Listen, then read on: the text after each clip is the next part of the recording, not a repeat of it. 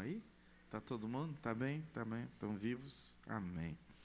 Irmãos, nós vamos para a palavra de Deus. Abra comigo a sua Bíblia no livro de Números. Números no capítulo 6, verso 1 em diante.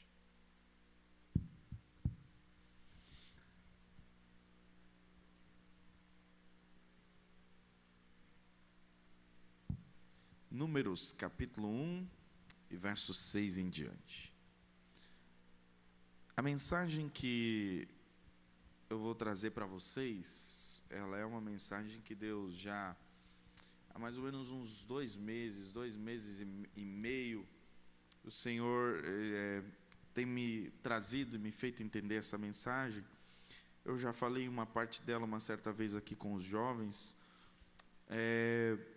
num culto geral de jovens, e essa mensagem continua trabalhando no meu coração durante todo esse tempo, e há algumas coisas que eu vou dizer aqui, e não é a guisa de desabafo, não é nada disso, é algo que o Senhor tem mostrado a respeito do que Ele quer para o seu povo nesses últimos tempos.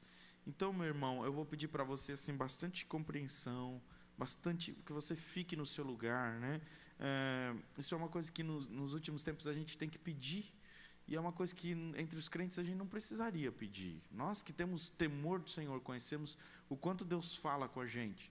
É estranho a gente pedir para o irmão: irmão, vá no banheiro o mínimo possível, vá tomar água o mínimo possível, para você não perder nada. É esquisito, né? É estranho isso entre nós crentes. Porque nós somos pessoas que conhecemos, temos temor do Senhor, sabemos o poder que Deus tem, o quanto Deus fala com a gente.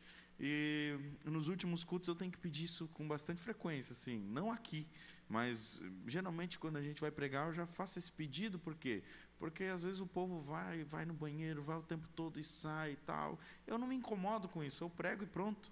Mas eu sei que há muitas pessoas que perdem coisas essenciais que o Senhor ia falar para ele naquele momento, e naquele momento a pessoa se levanta, sai e acaba perdendo algo que era importante, que era vital, né? Então eu vou pedir para vocês essa compreensão.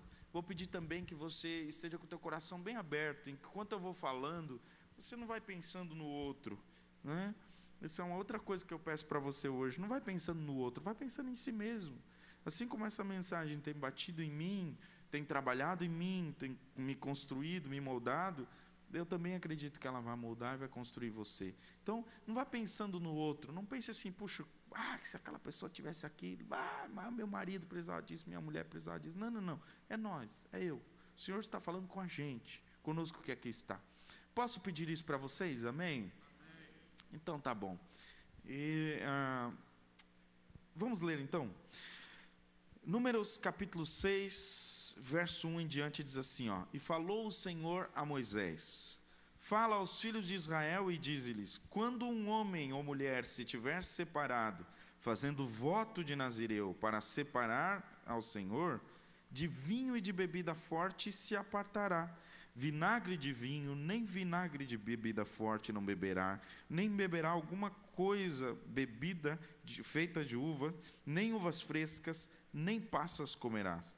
Todos os dias do seu nazireado não comerá de coisa alguma que se faz da vinha, desde os caroços até as cascas.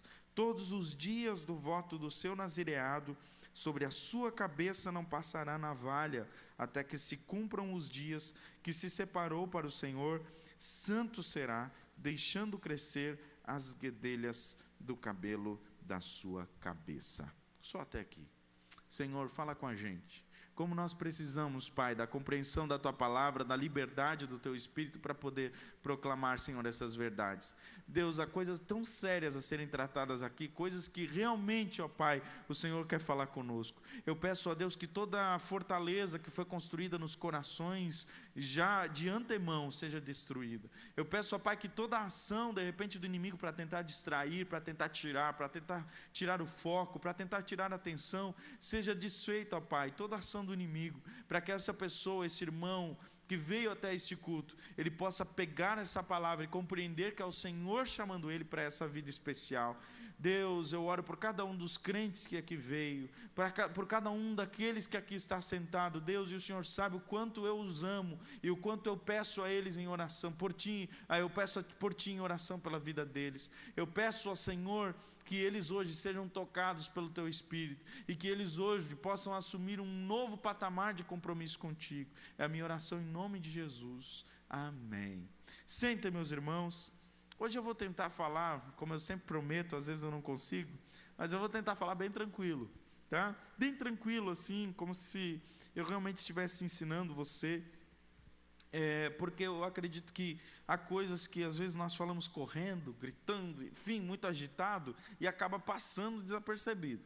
Então eu vou bem devagarinho, para que você possa compreender certinho o que a palavra de Deus quer dizer. O texto que você leu é esquisito. Se não houver explicação, muitas pessoas iriam sair daqui, como diz o popular, boiando, né, com relação a esse texto. Não entender nada. Porque esse voto que o capítulo 6 de Número nos apresenta, ele é um voto um tanto diferenciado. E na Bíblia nós vamos encontrar ele, mas de forma muito específica, não o tempo inteiro. Então nós vamos acabar, se nós não prestar atenção, não irmos a fundo, nós acabamos perdendo esses detalhes. E nós vamos encontrar no capítulo de número 6, Deus dando a Moisés uma ordem a respeito de como seria o voto do nazireado. A palavra nazir quer dizer separado, abstêmio, aquele que se abstém de, aquele que se afasta de alguma coisa. Então, nazir era usado para uma pessoa que estava evitando fazer determinada coisa. E Deus vai chamar esse voto de nazireu para pessoas que Ele chamava para que se separassem para Ele com algumas restrições. Eu vou explicar para você como é que funcionava antes desse voto ser apresentado. Deus levanta, Levítico, capítulo de número 8, se não me falha a memória, pode se falhar, mas Deus levanta Arão como sacerdote. Deus diz, olha, Arão, você e sua família serão sacerdotes da casa de Deus. Isso é, vocês vão cuidar das coisas do Senhor. Vocês não vão plantar, vocês não vão colher, vocês não vão trabalhar como os demais, vocês vão trabalhar especificamente com as minhas coisas. Vocês vão cuidar do templo, vocês vão cuidar das coisas do templo, vocês vão cuidar daquilo que concerne a meu respeito. Vocês vão ser pessoas que vão estar diante do povo para falar de mim, e vocês vão estar diante de mim para interceder pelo povo. Vocês são separados para isso, você, Arão, e seus filhos, e toda a sua descendência. Deus estava abrindo uma porta da frente de consagração. Deus estava dizendo assim, agora está aberta uma porta, que é a porta do sacerdócio, e quem entrar por ela vai ser uma pessoa a quem eu vou tratar de uma forma diferenciada dos demais. Essa pessoa vai ser uma pessoa que vai ter contato mais direto comigo, com as minhas coisas, vai conhecer muito mais a respeito de mim, vai ter palavras dadas por mim direto a essa pessoa, para que ela transmita ao povo. Essa pessoa será uma pessoa diferente das demais, essa pessoa será o sacerdote. Porém, nem sempre os sacerdotes faziam exatamente o que Deus pedia. O sacerdote ele tinha muitas restrições, não vou entrar nos detalhes, mas o sacerdote que Deus levantava, que era da família de Arão, depois são da tribo de Levi, os famosos levitas, eles eram pessoas que tinham restrições muito grandes, coisas que eles tinham que se abster, coisas que eles não podiam fazer para poder serem sacerdotes, para poder servir ao Senhor. Porém, alguns deles, mais tarde, vão se perder, e eles começam a tratar o sacerdócio não mais com aquele cuidado inicial, eles começam a abrir mão daquele cuidado que deveria, e nós vamos começar a ver alguns desastres nessa área. Uma hora que nós vamos perceber um desastre muito grande na área do sacerdócio, é quando nós chegamos no 1 Samuel, no capítulo de número 1, quando nós encontramos o sacerdote Eli. que foi um fracasso. Era um homem que era para ser um homem de Deus, trazendo restauração para o povo de Israel, trazendo as palavras do Senhor, porém ele não soube cuidar dos seus filhos. E quem não cuida dos seus, gente, a Bíblia vai dizer que é pior do que infiel, não só no sentido de dar alimentação, de dar trato, mas também no sentido de dar a disciplina adequada. E nós vamos ver que Eli era um sacerdote que não tratou dos seus filhos, e os seus filhos, Ofni e Finéias, eram sacerdotes por herança. Eles eram filhos de Eli, automaticamente se tornavam sacerdotes, mas nunca no seu coração eram sacerdotes. Eram homens que roubavam a oferta na frente do povo. A Bíblia vai dizer que eles pegavam um garfo e daquilo que eles não podiam comer, que era para sacrifício ao Senhor, na frente da pessoa que estava ofertando o sacrifício, eles tomavam. E quando a pessoa dizia: ei, o que você está fazendo? Já pensou o sacerdote ser chamado a atenção? O que você está fazendo? Isso não pode ser feito. Eles diziam: não, nós estamos fazendo isso aqui, e simplesmente fique quieto aí, porque nós vamos fazer. Eles tomavam atitudes que eram atitudes que chegavam até o Senhor com um cheiro ruim, se prostituíam com as mulheres e faziam coisas que não eram dignas nem de um homem comum do povo israelita, quem diria de um sacerdote.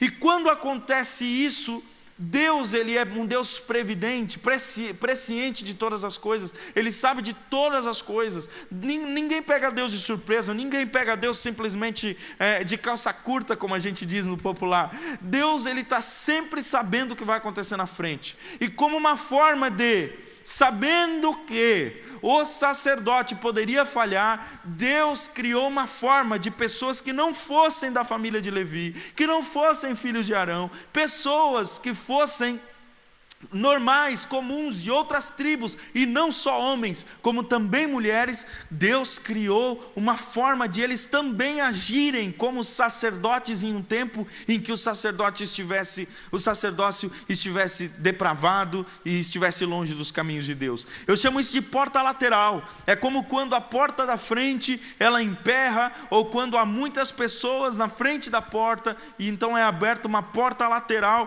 para que outras pessoas consigam entrar. E Deus abre uma porta lateral chamado nazireado, que era uma forma de uma pessoa se consagrar ao Senhor. E essa pessoa se consagrava ao Senhor de forma diferenciada das demais pessoas. Essa pessoa que aparecia como nazireu, esta pessoa começava a ter restrições. Essa pessoa começava a se abster de coisas para poder se consagrar ao Senhor como se fosse um sacerdote. Não agia como sacerdote dentro do templo, não fazia o que o sacerdote fazia dentro do templo, porém recebia do Senhor muitas incumbências específicas, especiais. Você já vai ver, eu vou contar na história. E essas pessoas, elas surgiam geralmente em tempo de transição, como quando ele não trata dos seus filhos e Deus acaba disciplinando eles com morte, e o sacerdócio fica totalmente desprotegido. Deus levanta um nazireu, Deus levanta um rapaz chamado Samuel, que Deus o tira de um ventre estéril para ser um consagrado a ele. Ei, deixa eu dizer uma coisa para você. Em tempos de transição, Deus nunca vai deixar o seu povo sem alguém para guiá-los. Nunca. Tem gente que diz assim, a igreja está perdida, não tem mais ninguém pela igreja, a igreja está assim mesmo, porque ninguém mais está liderando a igreja, olha só a bagunça que é. Não, meu irmão. Em tempos de transição, Deus está levantando os seus. Você acredita nisso? Deus está levantando os seus. Deus nunca deixa o seu povo sem alguém para guiá-lo. Nós vamos encontrar nazireus na Bíblia, que são nazireus que são consagrados de duas formas. Um era por consagração própria, ele mesmo decidia se consagrar a Deus e dizia: eu quero ser um nazireu, eu não sou filho de sacerdote, mas eu quero ser um nazireu, eu quero uma consagração ao Senhor e eu quero ter uma intimidade maior com o Senhor. Essa pessoa, ela passava a fazer esse voto de nazireado, no mínimo 30 dias, segundo o Talmud. Essa pessoa precisava ter um voto de no mínimo 30 dias, 30 dias era o mínimo período, e depois, se essa pessoa quisesse parar o seu voto, ela poderia. Qualquer um que quisesse fazer o voto poderia fazer. Essa era a primeira forma. Nós vamos encontrar o apóstolo Paulo em Atos 18. O narrador, Lucas, ele vai falar a respeito de que Paulo raspa a cabeça porque tinha feito voto. O voto que Paulo tinha feito era de nazireado temporário. A Bíblia não fala, não entra em detalhes sobre esse voto, mas Paulo fez um voto ao Senhor, por isso raspou a cabeça. E outras pessoas que a Bíblia não nos mostra, mas com certeza muitos fizeram este voto ao Senhor. Essa é a primeira forma de ser um nazireu, por consagração própria. Porém, havia aqueles a quem o Senhor chamava. E esses que o Senhor chamava não tinha tempo de término de voto. Esses precisavam ser até o fim da vida. E é curioso nós virmos na Bíblia que todos aqueles que Deus chamou imediatos como nazireus eram filhos de estéreis. O primeiro, Samuel, filho de Ana, que era uma estéril, e ela disse: olha, Senhor, se tu me deres um filho, eu vou emprestá-lo. Algumas versões dizem emprestá-lo. Eu vou emprestar a ti na tua casa. Não é emprestar no sentido de que eu vou emprestar para o Senhor, depois vou pegar de volta. Não é, eu vou devolvê-lo. Eu peguei emprestado e vou devolvê-lo ao Senhor. E essa mulher, ela cumpre com a sua palavra quando nasce Samuel, e Samuel começa como um nazireu. Na cabeça dele não passou navalha, que era uma das restrições. Ele nunca tomou bebida forte, bebida de vinho, e ele nunca tocou em cadáver. Por quê? Porque Samuel era um nazireu. Um tempo de transição exigia um nazireu. Não era alguém comum, era um nazireu. Mais tarde nós vamos ver Sansão, Juízes capítulo 13. Nós vamos ver, um pouquinho antes, na verdade, nós vamos ver o Juízes capítulo 13, Sansão aparecendo como nazireu. E Deus já havia falado com seus pais: olha, se preparem porque vai nascer de vocês um menino especial. Sobre a cabeça dele não vai passar navalha, ele não vai tomar bebida de vinho, ele não vai comer nada da uva, ele também não vai tocar em cadáver. Esse menino vai ser especial, ele é um nazireu do Senhor, ele é consagrado a Deus. E mais tarde nós vamos encontrar João Batista, a Isabel e os seus Zacarias, estéreis também, não podiam ter filhos. Deus diz: eu vou dar um filho para vocês, e esse filho vai cumprir uma promessa muito antiga. Ele vai vir abrindo o caminho para que o Salvador apareça. E João Batista se torna um nazireu, um homem esquisito, cabelo desgrenhado. A Bíblia não deixa muito claro, mas só o fato de um homem comer gafanhotos e embeber esses gafanhotos no mel já mostra o quanto João Batista era estranho. Não tinha nada a ver com as demais pessoas. João Batista foi um nazireu que o Senhor consagrou até o último dia das suas vidas. E aí você me pergunta: pastor, por que o senhor está falando tudo isso? É porque eu estou introduzindo você em algo que o Espírito Santo quer comunicar com a gente de uma forma muito, muito, muito especial nessa noite. O nazireu é alguém especial para Deus. Eu aprendo uma coisa: Deus não tem filho predileto. É verdade. Todo mundo é igual para Deus. Glória a Deus. Todos aqui foram salvos, lavados pelo sangue de Jesus, estão com seus pecados perdoados, vão para o céu. É verdade. Mas Deus tem filhos consagrados a quem Ele trata com um carinho especial. Todos os discípulos comem da ceia, mas tem um que se deita no peito e ouve o coração de Jesus. Deus tem sim os seus filhos especiais. Essa história de que não, todo mundo pode, todo mundo vai chegar lá, todo mundo tem o mesmo nível de intimidade, o que eu tenho você pode ter, não é verdade. A salvação é para todos. A lavagem e a purificação no sangue de Jesus é para todos. A lavagem pela palavra é para todos. Mas há alguns lugares onde só aqueles que se consagram de forma muito específica vão chegar. Por isso eu quero hoje começar, porque essa mensagem eu tive que dividir em 2 para poder caber nesse período. Começar a tratar a respeito do nazireado. Pastor, ainda é para o nosso tempo? Toda a consagração sempre foi para o nosso tempo. Ainda é para o nosso tempo o voto do nazireado. Mas pastor, não vou deixar meu cabelo crescer. Existem outras formas de você se tornar um nazireu.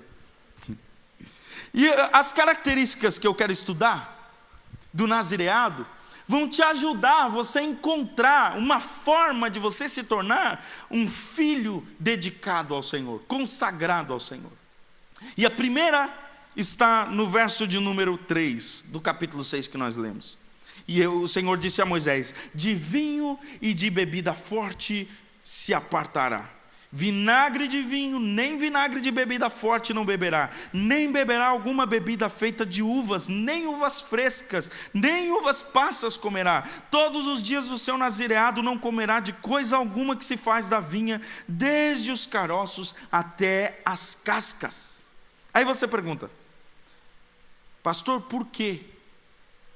Por que essa restrição tão grande com uva? Por que essa restrição tão grande com uma coisa que é tão boa? Há um significado por trás dessa palavra. Se você for perceber, o vinho na Bíblia, ele aparece quando se fala de alegria. O vinho na Bíblia, ele aparece quando se fala de festa, de prazer. Quando Deus ele disse assim: você que vai se consagrar como alguém especial para mim, você precisa se apartar de uvas, você precisa se apartar do vinho, e de tudo que é da uva você vai se apartar. Deus estava dizendo: eu não quero que você tenha nenhum outro prazer a não ser eu. Eu serei o seu maior prazer. Eu serei o seu maior prazer. Gente, Deus disse a Abraão certa vez: ei, Abraão, não se preocupa com nada, eu sou o teu galardão. Esses tempos, algum tempo atrás, eu passei um período com um rapaz que ele havia passado por um divórcio muito doloroso, e nós orávamos, e eu pedia assim, na oração: Senhor, seja a esposa desse rapaz. Ele: como assim? Seja a esposa para ele, Senhor. Mais tarde ele disse: Deus foi minha esposa naquele momento. Porque Deus ele é o que for preciso. Deus ele se apresenta para nós o que for preciso. Para Abraão ele disse: eu serei o teu galardão, eu serei a tua recompensa. Para o nazireu ele se apresenta como: eu serei o teu prazer. Eu serei o prazer que você vai ter na vida. Você não vai encontrar nenhum outro prazer em nenhum outro lugar. Você me terá como o seu maior prazer. Você está me entendendo, amém? Posso continuar nesse ritmo? Ou você quer que eu comece a gritar um pouquinho mais? Eu vou bem tranquilo, gente. Eu estou me... Para o nazireu não tinha nada além de Deus. Quando ele não bebia vinho, ele queria dizer assim: ó, eu não faço festa como os demais. A minha festa ela é diferente. A minha festa ela envolve só Deus. Deus é a minha festa, Deus é a minha alegria. Na presença de Deus eu me satisfaço plenamente. Ele é o meu sorriso, Ele é a alegria do meu coração. E eu preciso dizer que o nazireado moderno, o nazireado para a igreja moderna, ele está se comprometendo nesta área. Deus ele tem chamado pessoas de forma específica. Deus ele está chamando crentes para serem diferentes dos demais. Mas infelizmente nós estamos caindo exatamente nesse termo, que é o vinho. Como assim, pastor? Eu não bebo vinho, não gosto de vinho, nunca tomei, nunca vou pôr na minha boca. É verdade. Mas existem outros vinhos que estão nos deixando embriagados. Existem outros vinhos que estão tomando o lugar de Deus na nossa vida. Existem outros vinhos que estão se tornando alegria e fonte de prazer para nós. E o primeiro deles, que eu vou citar aqui, dentre muitos que eu poderia citar, eu escolhi só esse para hoje, que é o entretenimento. Gente, eu prego a jovens. Então eu estudo muito sobre o que acontecia com os jovens do passado, o que acontece com os jovens hoje, o que vai ser com os jovens da manhã. E eu estava estudando sobre como os jovens eram aconselhados no passado. E eu encontrei uma espécie de pregação do grande pregador Spurgeon, e ele pregando aos jovens. Ele falava aos jovens assim: ó, jovens, parem com as conversas frívolas ou tolas, parem. Porque, aí eu fui atrás, por que ele está falando isso para os jovens? Um sermão inteiro para os jovens pararem de uma conversa tola. Porque na época não tinha muitos livros. Então, se não tinha muitos livros, o que os jovens faziam? Quando um lia o livro, ele queria se gabar do que ele tinha aprendido. Então ele se sentava com todos os demais e passava a madrugada inteira se gabando e contando o que ele tinha lido no livro. E aí aquela conversa era uma conversa tola, que não levava a lugar nenhum. Aquele rapaz ficava ali se gabando, os outros ficavam invejando, e ficava aquela conversa tola. O pecado deles não era nem com sexo, não era com nada, era com a tolice, com o orgulho e a tolice. Eu digo, esse não é o nosso problema. Nós não lemos livro e saímos por aí se gabando. Simplesmente lemos, quem lê, leu, acabou. Mas o nosso problema tem sido outro. Eu tenho dito à nossa geração que o nosso problema hoje não é mais nem sexo. Por quê? Porque antigamente, há 20 anos atrás, quando nós estávamos assim na época de final de adolescência, começo de juventude, só se ouvia falar em palestra de sexo, namoro, noivado e casamento. Tudo que era para jovens e adolescentes era sexo, namoro, noivado e casamento. Hoje, quando você vai dizer assim, nós vamos ter uma palestra de sexo, namoro, noivado e casamento, ele já, ai não, pastor, de novo. Nós já sabemos tudo sobre isso, nós não vamos entrar nesse assunto de novo, pastor. Nós já sabemos como se manter, nós já sabemos como manter nosso caminho puro, está tudo certo. Ah, tá bom. Então, se eles estão errando por conta própria. Porém, existe uma outra mensagem que é urgente, que esta mensagem é: apartem-se do vinho do entretenimento. Eu vou um pouquinho mais a fundo. Hoje, a maioria de vocês tem seus celulares. Maioria. Pouquíssimos aqui não tem celular. Nada contra, meu irmão. Eu tenho o meu e gosto dele. Gosto. Fico até com pena. Minha filha às vezes joga ele no chão. Ah, que dor. Né? Gosto. Está lá. Mas, irmão, nele nós temos tudo. Nós temos as redes sociais, nós temos os vídeos, nós temos as figurinhas, nós temos os games, nós temos tudo que você quer está lá. Teus livros estão lá, tua agenda está lá, está tudo lá. E é curioso que muitas vezes nós estamos no bolso, em todo o tempo, levando a fonte do prazer. Eu não estou dizendo aqui para você jogar seu celular fora, meu irmão. Por favor, entenda com a mente madura que Deus te deu. Eu estou dizendo aqui que nós estamos usando esse aparelho, e não só ele, como outros, usando como uma fonte de eterno entretenimento. Você já percebeu que a nossa mente não para mais? Que o tempo todo a nossa mente, ela deseja prazer. E isso está se tornando a mentalidade do povo. Por exemplo, por que você acha que o culto de terça-feira, que é um culto onde você aprende sobre a palavra de Deus e fica super edificado, é um culto onde a participação ela é menor do que os demais cultos? Por que você pensa? Porque tem gente que, se não tem entretenimento, não tem uma música top, poderosa, não tem de repente uma programação um pouco mais rebuscada, não vem, porque eu quero prazer. Me entenda, irmão, me entenda, ei, nada contra. Deus nos colocou aqui para fazer bons cultos organizados, com música poderosa, com tudo, olha, o melhor para o Senhor. Porém, esta não é a principal causa pela qual nós viemos aqui. E hoje nós estamos vendo uma mentalidade de pessoas que vão à igreja com aquela mentalidade de que, se é legal para mim, eu vou, se não é legal, não vou. Sabe o que é isso? Entretenimento. É a mente que quer o tempo todo sentir prazer. É a mente que quer o tempo todo se entreter. Aí você diz, pastor, será que isso é tão verdade? Irmão, vamos começar a analisar. Hoje se eu vou fazer um evento, eu não posso fazer um evento sem fazer decoração. Tem que ter decoração. Tem que ter decoração. Por quê? É evento de jovens, você trabalha com jovens, como é que você não faz uma decoração para jovens? Tem que ter uma luzinha, tem que ter um negócio, tem que ter um frufruzinho. Por quê? Porque é para jovem. Se eles chegam lá e não vê nada, eles o que deu aqui? Não tem? Quando eles chegam lá, a música tem que ser muito boa, animada para começar, né? Tira o pé do chão, vai lá, legal, ótimo, bom. Alegria. Mas parece que isso é o que nos atrai. É a alegria da boa música, é o ambiente que coisa mais linda. Nós estamos o tempo todo querendo ser fascinados. querendo ser fascinados. Nós queremos o tempo todo algo que atrai os nossos olhos e que nos desperte prazer.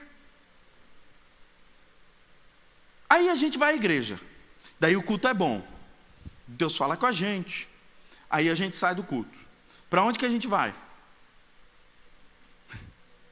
Poucos de vocês vão para casa. A maioria de nós vai comer. A maioria de nós. Até se diz entre os crentes o quê? Crente não bebe, mas o que come? Legal. É bom comer, é claro que eu adoro comer. Meu Deus do céu. Né? Pizza, então, estou vendo um dono de uma pizzaria aqui, já fiquei de olho nele. Pizza, gente. Coisa boa. Só que essa frase também esconde um pecado. Crente não bebe, certo? Mas o que come não está escrito. Não, e é verdade, quem faz casamento sabe, né? Eu já estou olhando para outro que faz casamento aqui também. Quem faz casamento sabe do que eu estou falando. Crente não bebe, mas come que é uma... Quer dizer, o que o não cristão, ele bebe, o prazer que ele deposita na bebida, os crentes estão depositando na comida. Gente, é só uma substituição. É só uma substituição. Eu não sei se você está me entendendo. Talvez alguns não vão me entender nessa área, mas outros estão me entendendo. Nós estamos só substituindo, irmão. Você não bebe, mas come que não condenar. Então, só substitui. Não vou entrar no pecado da gula, porque eu tenho uma pregação tão triste que essa pregação me custou muitos anos de... Irmão, nós queremos prazer. Então o culto foi um prazer, beleza, mas não foi suficiente. Vamos comer. Aí se você é um pouquinho mais animado, você ainda vai para casa e ainda coloca o quê? Um filme para assistir. Os mais jovens vão fazer o quê? Vão jogar videogame. Vamos jogar conversa fora. Vamos fazer alguma coisa que nos dê mais prazer. Eu estou falando bobeira, irmão? Você está me entendendo? Aí, a gente vai dormir 3, 4 horas da manhã, beleza. Sábado, pastor, sábado, de boa.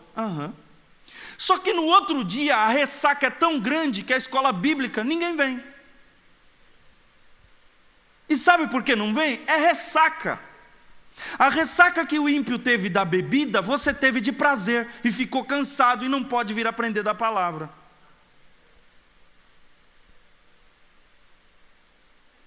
Vocês estão me olhando, meu Deus do céu, pastor. Nós vivemos em busca de entretenimento. Nisso nós estamos igualzinho aos infiéis. Iguaizinhos, irmão. Iguaizinhos. Tudo que custa um pouquinho mais, nós não queremos. Nós queremos diversão. E a diversão está matando a consagração de muita gente. Tem gente que era para ser um obreiro, há muitos anos. Não é, porque só quer prazer. Há irmãs aqui que poderiam ser líderes, poderiam estar desenvolvendo grandes trabalhos, mas estão sacrificando o melhor da sua saúde, o melhor dos seus anos no entretenimento, no prazer. E essa é uma mensagem tão chata para os nossos dias, e eu vou passar por ruim pregando isso aqui, mas eu preciso dizer, meu irmão, que o nazireado, a consagração que Deus está exigindo de alguns, vai exigir sim, deixar alguns prazeres de lado, para que o Senhor trabalhe da forma como Ele quer trabalhar em você. Agora, vai de você aceitar isso ou não. Mas saiba de uma coisa, o prazer está nos matando. Está acabando com a maioria dos consagrados ao Senhor. Aqueles que eram para estar se consagrando, estão deixando para depois. Por quê? Quero curtir mais um pouco.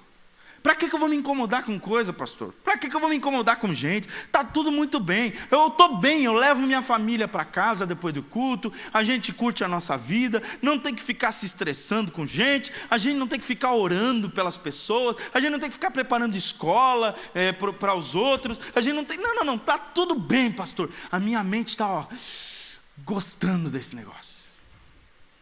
Mas Deus já te chamou para um negócio diferente. Deus te chamou para ser um pouquinho mais do que isso. Mas o entretenimento está te embriagando, está te desviando do caminho. E isso vai matando a tua consagração. Tem um ratinho chamado rato australiano, rato marsupial australiano. Só na Austrália ele tem, claro. Esse rato, ele é um rato que quando ele atinge a adolescência, esse rato, ele com os hormônios à flor da pele, ele começa a buscar uma parceira. Quando ele encontra uma parceira, ele entra em cópula com ela, relação sexual. E ele entra em relação sexual, mas não é uma relação sexual de 1 minuto, não. Ele passa 14 horas tendo relação sexual com aquela parceira. Ele só para quando aquela parceira joga ele para longe. A violência entre esses ratos é muito grande. Ela joga ele para longe, morde ele, afasta ele, isso depois de 14 horas de copulação. Você sabe o que é isso? O corpo dele, o coração, gente, toda a energia ali, 14 horas, ele vai se acabando. Quando aquela parceira afasta ele, ele procura uma outra. Quando ele encontra, é mais 14 horas. Só que o coração dele vai começando a falhar. O sistema imunológico dele começa a falir. Ele fica cego. Ele começa a perder pelo, começa a aparecer úlcera. Mas ele não para. Ele só para quando morre. Por isso não existe rato marsupial australiano adulto. Todos eles morrem na adolescência. Vocês dão risada. Mas é isso que Satanás está fazendo com a nossa geração. A gente está morrendo por causa de prazer.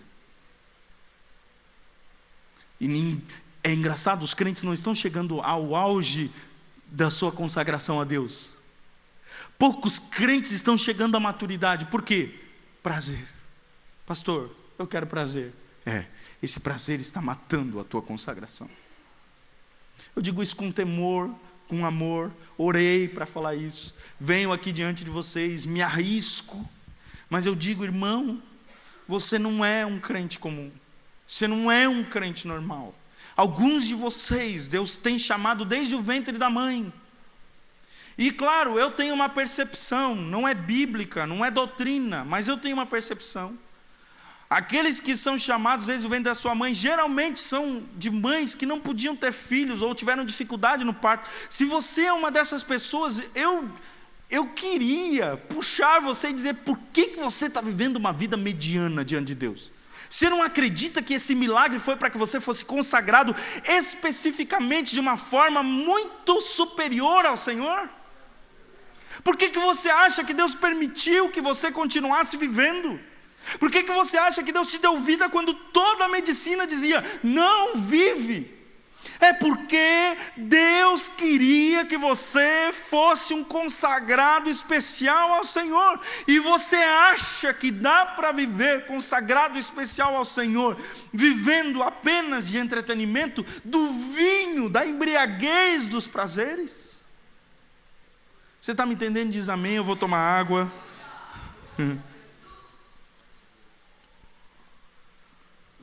Meu Deus, Senhor, olha a hora. O Chesterton, que é um escritor e também teólogo dos séculos passados, ele disse assim, a geração que não tem nada além de entretenimento não vai se divertir por muito tempo. Não vai se divertir. Aquilo que você quer, Jesus já disse, aquele que quiser salvar a sua vida, o que acontece? Perdeu.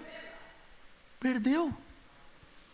Aí você pensa, não, eu estou aproveitando os meus anos, estou aproveitando a minha saúde, estou aproveitando... Não, irmão. Não, irmão. Não estou dizendo aqui que você não pode se divertir. Não, irmão, pelo amor de Deus. Eu me divirto e me divirto muito. E gosto de me divirto em família, me divirto entre amigos, me divirto entre os jovens, me divirto entre os meus irmãos, mas o problema é que a gente não para de querer prazer. Enquanto a gente se diverte, tem muita coisa acontecendo. Esses dias eu falei aos jovens que enquanto a gente está às noites conversando, conversa fora, jogando videogame, fazendo o que todo rapaz, toda menina faz, Satanás está movendo aqueles que são seus para tirar a fé, para desviar da fé eles. Esses dias eu recebi numa rede social, eu vi um convite para era uma espécie de uma reunião ateia que ia ter. E eu olhei o horário e fiquei surpreso. Era 11 horas da noite de um sábado. Eu digo, hã? Os ateus estão se reunindo a essa hora? Pois é. E os crentes estão se divertindo. Enquanto isso, os crentes estão bem tranquilos. Só que na segunda-feira, quando os seus filhos caem lá, eles não têm nenhuma estrutura para resistir. E a primeira coisa que se faz é arrancar Deus da cabeça e implantar qualquer outra lorota. Porque nós estamos morrendo nos prazeres. Enquanto nós estamos nos divertindo, enquanto nós estamos nos entretendo, há jovens, há pessoas e crianças até como essas que nós vimos, recebendo banho de sangue no centro de macumba. Aí você diz, pastor, eu não consigo jejuar meio período, pastor, porque quando eu jejuo já me dói o estômago, já me arde aqui, minha úlcera já dói, eu não consigo fazer. É verdade. Mas tem crianças como essas aqui, ó, que passam 7 dias só tomando sangue de animal para se consagrar a Satanás, enquanto a gente se entretém. Ei, irmão, eu digo isso com todo o meu coração diante de vocês aqui. Esse tempo é diferente. O chamado de Deus para nós é diferente. Não pode que nós vamos ficar entretidos. Nós estamos embriagados de vídeos. Nunca essa geração viu tanta imagem em movimento. Nunca. Tem gente que para dormir é uma tristeza. Por quê? Porque viu vídeo demais. Não faz ideia do que isso faz na tua cabeça. Aí diz, eu estou com insônia. Está com insônia coisa nenhuma. Você está vendo coisa demais antes de dormir. Gente, a tela do seu celular, ela pisca de forma que você não percebe. Ela fica piscando no seu olho. Como é que você pensa que o seu cérebro recebe isso? Essa quantidade de informação. E aí você deita para dormir, você não consegue, é uma inquietude só. Por quê? É muito entretenimento para o nosso cérebro. Nós não fomos criados para tanta diversão. Estamos fartos de videozinho, de gifzinho, de devocional. Esse dia eu fui obrigado a dizer para um líder de jovens, para de me mandar coisa devocional, eu não aguento mais devocional. Parece que nós estamos embriagados de mensagem.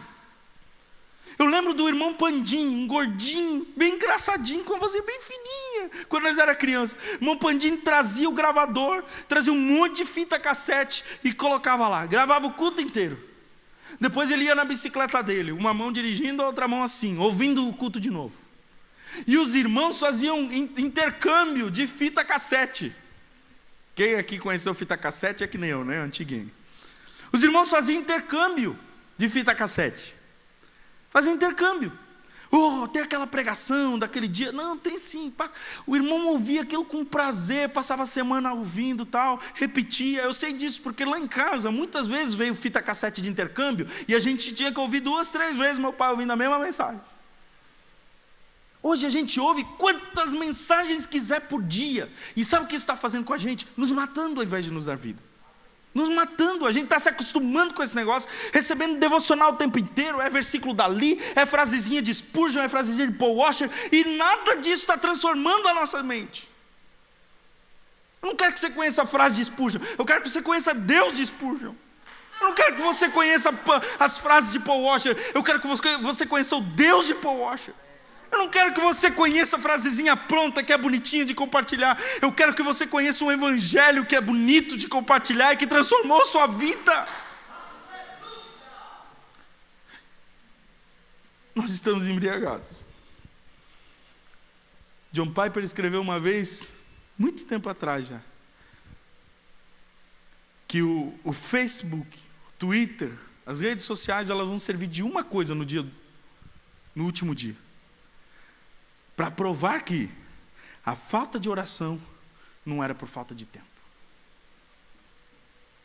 Nós estamos embriagados demais dessas coisas. Você já percebeu quanto tempo você passa conversando com as pessoas nas redes sociais? Quantas vezes você passa girando? Gente, eu passo por isso de vez em quando. Posto alguma coisa e fico esperando curtida. O Espírito Santo já me dá um coice. Ô, rapaz, sai daí. Coisa você pode dizer, ele é bem querido. O que você está esperando? O que você quer? Vai fazer tua vida, rapaz. Eu tenho coisa para ti. Você está esperando curtida? Para de me enganar. A gente vive ali buscando entretenimento. E aí a gente está morrendo. A consagração que era para nós ter para o Senhor está morrendo. Há mais ou menos, faz um mês atrás, mais ou menos, quando eu estava meditando muito, e eu estava ficando muito ansioso, por causa da quantidade de mensagens que eu recebia, todos os dias, em WhatsApp, redes, e eu senti de Deus de parar, não de arrancar o WhatsApp, não, mas de parar, entrar 3 vezes ao dia e acabou. Se é urgente, liga. É necessário? Liga.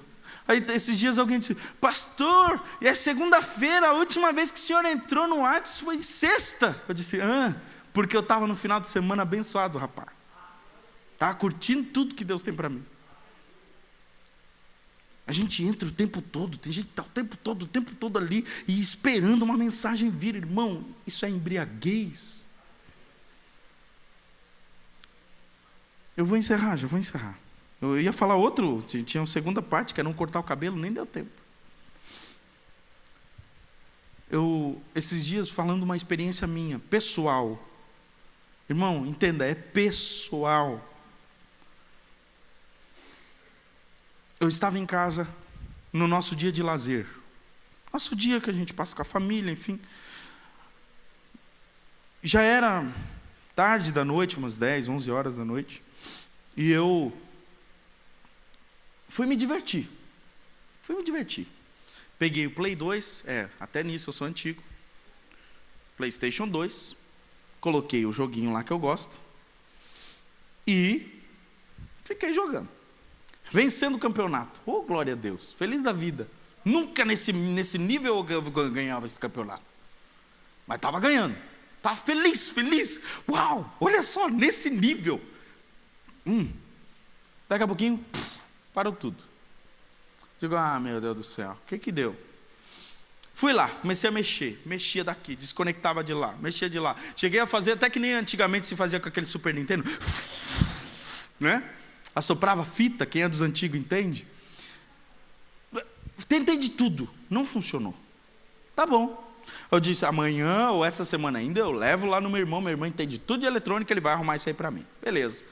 Não posso perder meu campeonato, estava ganhando, nunca tinha ganhado aquilo. Passou a semana, esqueci. Correria, esqueci. Chegou o dia do lazer de novo. Eu lembrei, tem videogame, mas peraí, não estava funcionando. Vamos ver se funciona? A gente sempre pensa, né? Vamos ver se funciona. Taquei lá de novo, botei, não funcionou.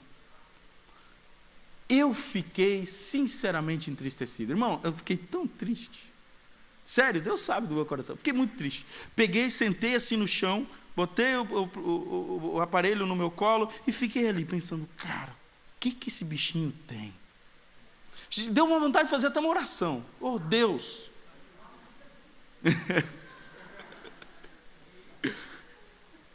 E gente, eu fiquei mais ou menos 1 hora ali tentando.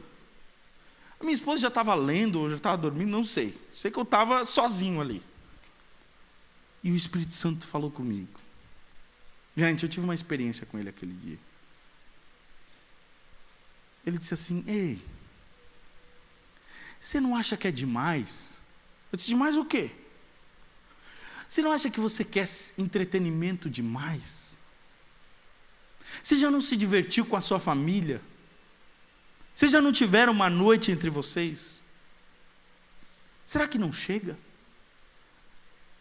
Quando é que eu vou ser o último prazer?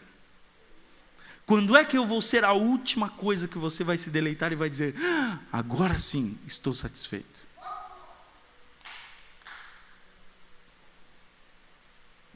Eu briguei com Deus. Eu disse: eu não sei jogar dominó, eu não sei jogar carta, eu não sei jogar futebol, eu não sei jogar nada. A única coisa que eu sei brincar, o único esporte que eu sei fazer e que eu ainda me dou bem é nesse negócio. Até isso o Senhor vai me tirar.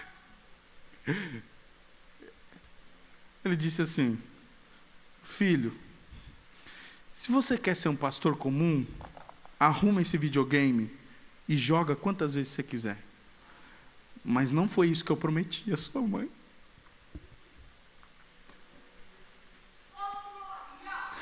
Não foi isso que eu te chamei para ser. Eu disse: é um prazer normal, Senhor. Ele disse: pois é. Lembra dos nazireus que você pregou há poucos dias para os jovens? É. Eles se apartavam de coisas normais da vida para viver o melhor que eu tenho para eles. Meu irmão, o Senhor quer que Ele seja o único prazer da nossa vida. Há uma oração que eu anotei aqui, deixa eu ler para você. E com ela eu vou encerrar e a gente vai orar. Santo Inácio de Loyola orou assim, ó: Senhor, te servir por nada já é tudo, porque Tu és a maior riqueza. Tu és tão desejável que os tesouros desse mundo perdem o valor diante de Ti. O ouro deste mundo não brilha como Tu brilhas. Eu perco, eu jogo fora o ouro deste mundo, só para Te possuir, pois Tu és especial para mim. Eu vou orar. Eu não sei o que o Espírito fala no teu coração, mas talvez os lugares que você deseja alcançar no Senhor, você ainda não alcançou, por causa do prazer demais.